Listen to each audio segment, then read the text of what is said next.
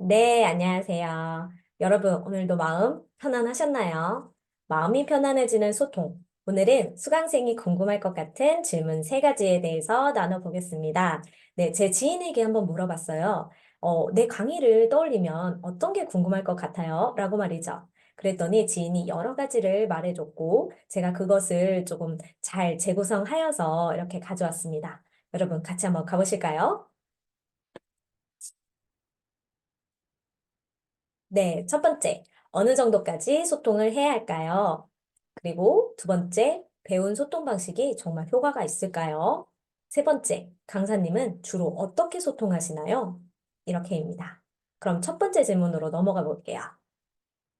첫 번째, 어느 정도까지 소통을 노력해야 하나요? 사람들마다 관점이나 기준이 다 다르잖아요. 그래서 딱 여기까지입니다라고 말씀드리기는 조금 어렵습니다. 하지만 제 경험상 한 가지를 조금 말씀드리고 싶어요. 마음이 불편해하지 않을 때까지입니다.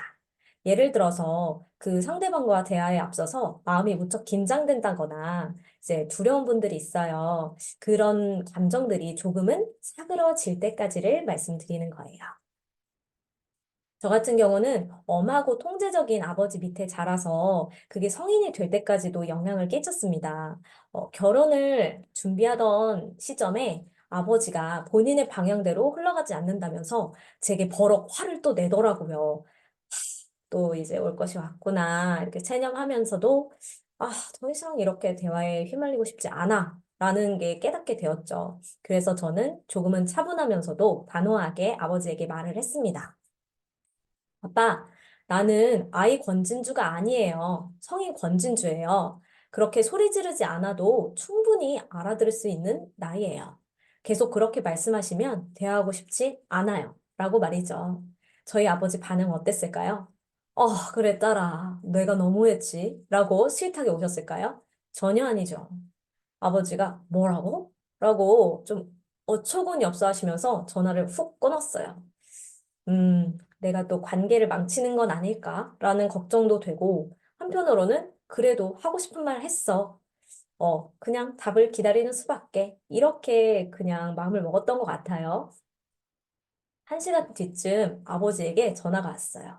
그리고는 아까는 미안했다. 앞으로 그러지 않도록 할게. 라고 했어요. 지금도 생각하면 조금 눈시울이 붉어지는데요. 30년간 아버지에게 미안하다는 말을 들어본 적이 없었어요. 그런데 이때 처음 진심 어린 사과를 들으면서, 이런 아버지에게도 변화가 있구나, 가능성이 있어.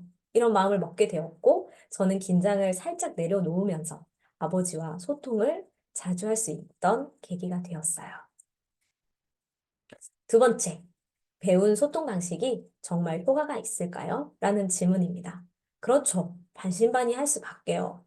이걸 배운다고 내 삶이 정말 확 달라질까? 라고 생각하시는 분들도 있을 것 같아요. 저는 드라마틱한 삶은 일어나지 않는다고 말씀드리고 싶어요. 다만, 일상의 소소한 기쁨은 누리실 수 있다고 추가로 덧붙이고 싶습니다. 대화에는 상대성이라는 게 있잖아요. 상대방이 조금의 변화를 보이면서 다가오면, 또 다른 상대방도 그렇게 다가가기 마련입니다. 저와 신랑이 이혼 위기를 겪으면서 소통 방식을 개선했던 것처럼요. 저희 신랑은 제가 워낙 지시적인 대화를 많이 해서 그것을 견디기 힘들어 했어요. 그래서 제게 좀 부드러운 청유형의 대화를 요청을 했죠. 이것 좀 해, 저것 좀 해. 이렇게 지시 말고 이것 좀 해줄래? 라고 말이죠. 저 이거 힘들었어요, 사실. 이것 좀 해라고 올라올 쯤에 입술 꽉 깨물고, 이것 좀 해줄래? 라고 노력하면서, 실천을 했더니 신랑도 그 노력이 가상했는지 제가 요청한 것을 이제 들어주기 시작했어요. 저희 신랑 같은 경우는 대화를 할 때, 오늘 일 어땠어? 그랬구나. 하고 갑자기 대화가 딱 끊겨지거나 아니면 본인의 주제로 넘어가는 성향이 있었거든요. 그게 못내 아쉬웠었어요. 그걸 말했더니 오늘 일 어땠어? 힘들었겠다. 다른 건 어땠고? 라며 질문을 덧붙이기 시작하는 거예요. 오호, 나에게도 이제 더 관심과 애정을 갖는구나. 라는 게 느껴지면서 저는 또 신랑에게 더 어떻게 하면 부드럽고 상냥하게 소통을 할까 고민하고 연구하고 실천했습니다. 여러분, 소통은 거창하거나 화려한 게 아닙니다. 작은 한 단어, 한 문장으로 이루어지고요. 그러한 소통의 기쁨을 여러분도 누리실 수 있기를 응원합니다. 마지막으로 세 번째 질문. 강사님은 주로 어떻게 소통하나요? 이 질문이 가장 공감이 많이 갔어요. 정말 궁금해할 것 같더라고요. 그래서 제가 쉽고 자주 쓰는 그런 소통법에 대해서 안내해 드리겠습니다. 일단 수용과 인정을 바탕으로 합니다. 상담을 받고 제 일상에 적용을 하면서 이것이 굉장히 중요하다는 것을 깨닫게 되었어요.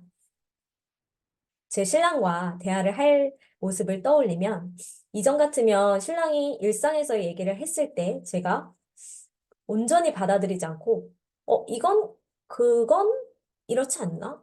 이건 저렇지 않나? 라는 등 저만의 해석으로 상대방에게 반문을 했어요. 뭔가 벽같이 느껴졌겠죠. 결국 얘기를 하다가 우리는 논쟁으로까지 이어지고 이랬었는데 제가 이 수용이라는 키워드를 머릿속에 꼭꼭 인식을 하면서 그에게 아, 그랬구나. 그랬겠다. 나 같아도 그랬겠어. 이런 공감하는 표현을 쓰면서 있는 그대로 그의 의견을 받아들이기 시작했어요. 그랬던 제 모습을 보는 신랑은 신이 나가지고 말을 더 블라블라 많이 하고, 또 본인이 말이 좀 많았다 싶으면, 내가 너무 말이 많았지? 여보는 어땠어? 여보는 그랬어? 이러면서 이제 상호 대화를 이어가더라고요. 우리의 티키타카가 이루어지기 시작했던 겁니다. 저희 신랑 MBTI 중에서도 극T거든요. 정말 AI 같았고, 무미건조했던 이 사람이 저랑 대화할 때는 F로 전환을 하면서 이제 생기발랄해지는 모습을 보니까 이게 수용이 굉장히 소통에서 중요한 열쇠구나라는 걸 깨달았죠. 그리고 인정이라는 것은 상대의 존재 그리고 역할을 칭찬해주는 것입니다. 그럴 때 상대방의 노력을 인정하는 것이 또 중요합니다. 저 같은 경우는 우리 신랑은 참 자상해. 좀 말을 그렇게 예쁘게 해. 내가 전생에 나라를 구했나 봐. 이렇게 얘기를 하곤 해요. 정말 노력하는 모습이 예뻐가지고 그거를 구체적으로 좀 표현하기 시작했더니 우리 신랑이 으쓱해 하면서 그치? 나 같은 신랑이 어딨어. 이렇게 우쭐해 하더랍니다. 옛날 같았으면 밤날 재수없어 이럴 수도 있는데 우리가 사이가 조금씩 좋아지고 있으니까 이것 또한 너무 귀여워 보이더라고요. 그래서 저는 이렇게 답했습니다.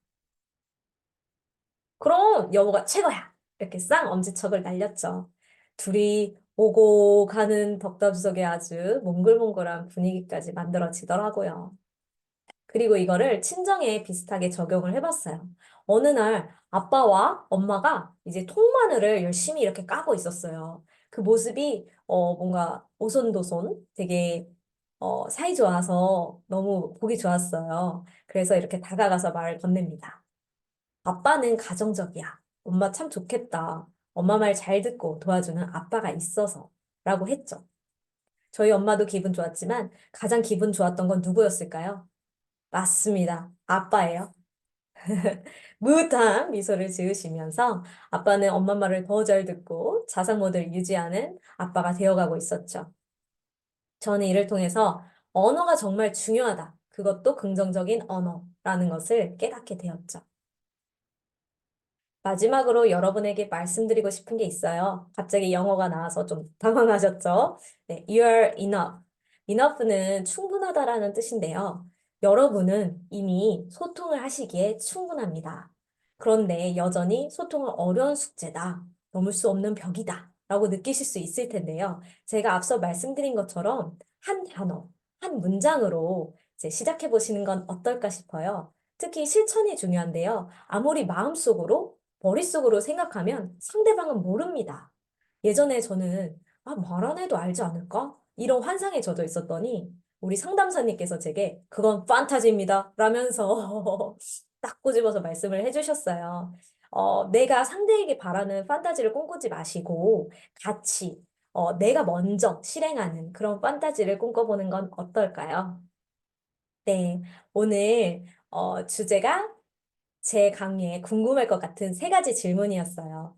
여태까지 이렇게 강의 잘 들어주셔서 여러분께 너무너무 감사드리고요. 혹시라도 궁금한 거 있으시거나, 강의를 또 신청하시고 싶은 분들은 이 유튜브 댓글에 좀 남겨주시기 바라겠습니다. 네, 여러분 일상에 마음 편안해지는 일들이 많아지길 바라면서 제 강의를 마칩니다. 여러분 다음에 또 다른 컨텐츠로 만날게요. See you!